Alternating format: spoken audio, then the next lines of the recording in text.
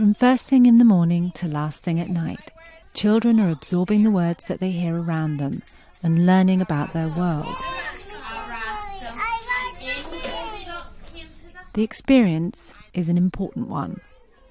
The number of words a child hears in its early years will determine their academic success and IQ later in life. But some children do not hear as many words spoken as others. By the age of 3, children born into poor families will have heard 30 million fewer words than those from wealthier ones.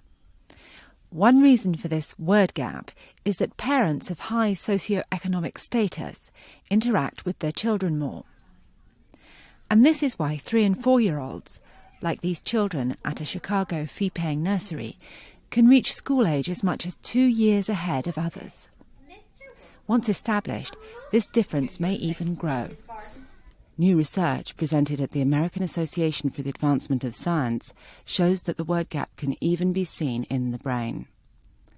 Kim Noble from Columbia University in New York has found that children from higher income backgrounds have larger brain volumes in areas that support language. Here in this figure, we have highlighted 2 areas of the brain that support different aspects of language processing. Very broadly, the dark blue area, or the left inferior frontal gyrus, largely supports language expression, whereas the light blue area, or the left superior temporal gyrus, largely supports language understanding. Of course, all children's brains grow as they get older. These areas are no exception, but what we found was that among higher SES children, at older ages, relatively more neural real estate was dedicated to these regions relative to other regions in the brain and relative to children from lower socioeconomic families. I lay golden eggs for a bowl of turnips. Many think the solution is to make preschool more widely available in America. But researchers at the American Association for the Advancement of Science say that the word gap begins far earlier than this. This achievement gap begins really early. We have evidence as young as 18 months, and that there's a big difference between children in low SES, socioeconomic status families, and high SES families. And these gaps don't disappear.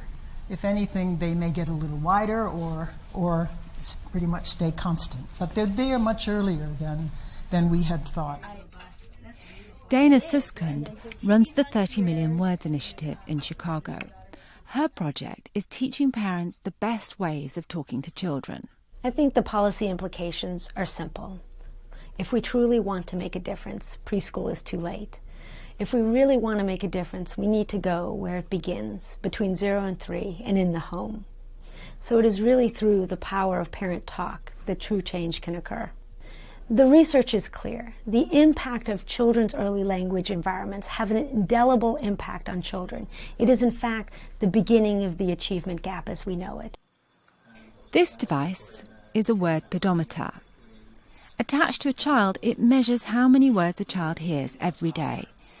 Researchers use it to measure what is happening in the home, but data from Lena has turned out to be invaluable to parents who are trying to improve their child's cognitive development.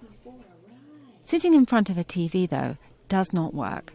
Children have to have stories read to them and to be engaged in conversation, even if they're not speaking back.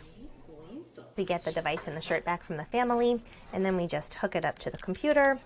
And after a few hours of uploading the data, it generates this report where we can actually see, based on the day, hour, or minute, exactly how many words the child hears and says. By the ages of 8 to 9, 81% of children from low-income families in America do not have age-appropriate cognitive skills, a deficit that can be traced back to the words they heard in their early years.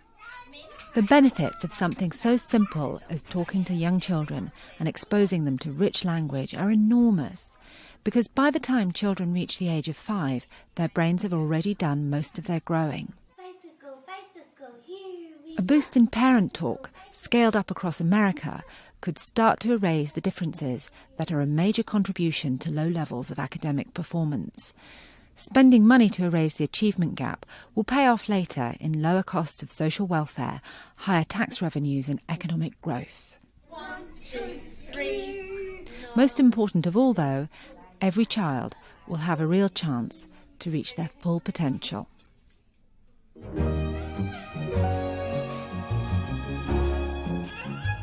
The Economist.